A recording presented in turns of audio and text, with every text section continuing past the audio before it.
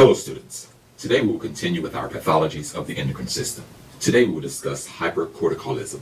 This is an overproduction of the hormone cortisol. Before starting on this topic, let's first review our three hypothalamic axes. Shown here are our three hypothalamic axes. On the left, we have the hypothalamic pituitary thyroid axis. In the middle, we have the hypothalamic pituitary gonadal axis. And on the right, the one of interest today, is the hypothalamic pituitary adrenal axis. It is in this axis where cortisol is produced. And so we're just going to focus on this axis. So let's get rid of the first two and just look at the adrenal axis. And so here we have our hypothalamic pituitary adrenal axis. Let's review this one. The hypothalamus produces corticotropin releasing hormone. This hormone stimulates the anterior pituitary to produce adrenocorticotropic hormone.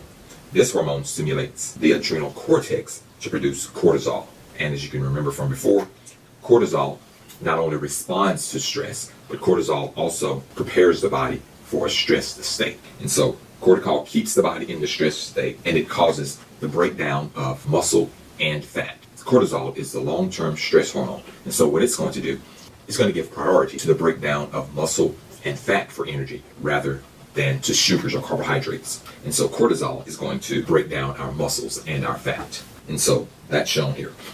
It can sometimes be difficult to talk about pathologies associated with a hormone like cortisol, because in order to understand that pathology, first you want to identify what normal is, and then you want to compare the normal with what happens during the pathological state.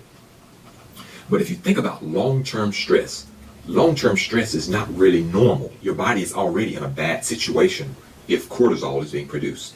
And so to have excess levels of a hormone that's produced in adverse situations is only going to make the problem more difficult. And so hypercorticolism is more complex than the other hormone pathologies. And so what we're going to do in this situation, first we're going to identify three situations where you're going to have elevated levels of cortisol. The first one is going to deal with the anterior pituitary. You can have a tumor on your anterior pituitary. These overproductive cells can produce excess adrenocorticotropic hormone, and that hormone can activate the adrenal cortex to produce excess cortisol. And so our first situation is going to be a tumor, although benign, on the anterior pituitary. Let's indicate that one here. And so in this first situation, we have a pituitary adenoma on the pituitary gland. And this results in excess production of adrenocorticotropic hormone. And of course, this will lead to excess cortisol. So that's our first situation. One thing I want to mention here is that the pituitary adenoma is non-cancerous. And so this is a benign tumor. Let's look at our next situation. In this situation, non-pituitary cells can actually secrete adrenocorticotropic hormone. This can be either the lung, thymus, the thyroid, or the pancreas. When cells in these organs become cancerous, they can produce excess levels of adrenocorticotropic hormone. And of course, this will lead to excess cortisol levels. When a bodily function occurs outside of its normal location, the term that we use is ectopic. These tumors which occur outside of the pituitary gland, which produce excess adrenocorticotropic hormone, are called ectopic tumors. And so let's indicate those here.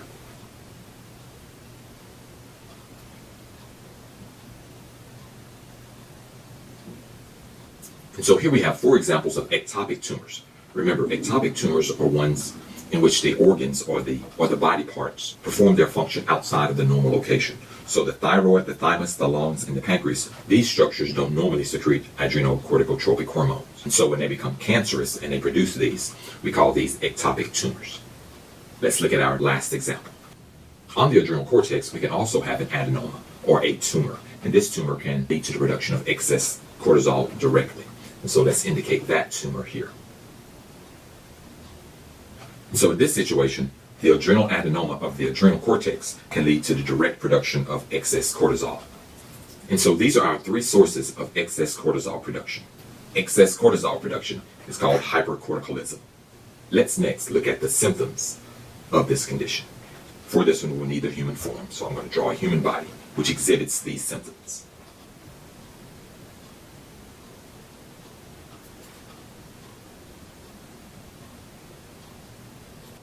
Shown here, we've indicated an individual who exhibits symptoms of hypercorticolism. Let's next identify these symptoms. The first one is not indicated here. It's probably one of the most important ones. That's going to be hyperglycemia. These individuals, because they produce excess cortisol, cortisol prioritizes protein and fat catabolism over glucose catabolism. There's going to always be excess glucose in the blood, and so these individuals are going to have hyperglycemia. Another symptom is going to be a red face, especially on the cheeks. A third condition or a third symptom of hypercorticolism is going to be a fat round face, and that's called moon face. Another manifestation of this pathology is going to be a swelling on the back of the neck. In the neck area, it's almost going to appear that the shoulders are elevated. There's going to be a bump on the back of the or a hump on the back of the neck, and that's called a buffalo hump. I'm going to indicate that one here.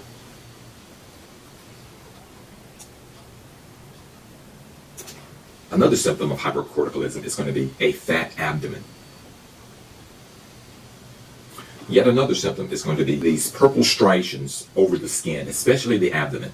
And these are called the purple striae. And the last symptom of this condition is going to be thin extremities. Please keep in mind, there are numerous, almost countless symptoms associated with hypercorticolism. And so we're just going to indicate some of these. And our last one is going to be thin extremities, very thin arms and very thin legs. And this is because of catabolism of those muscles and those proteins. And so these are some of the symptoms associated with hypercorticolism. Now, this condition is given a very common name. It's named for the physician who first identified this illness in the last century. And so this condition is known as Cushing's syndrome or Cushing syndrome. And so this concludes our discussion of hypercorticolism, also known as Cushing syndrome. And this also completes this lecture. Hope that you've learned a lot.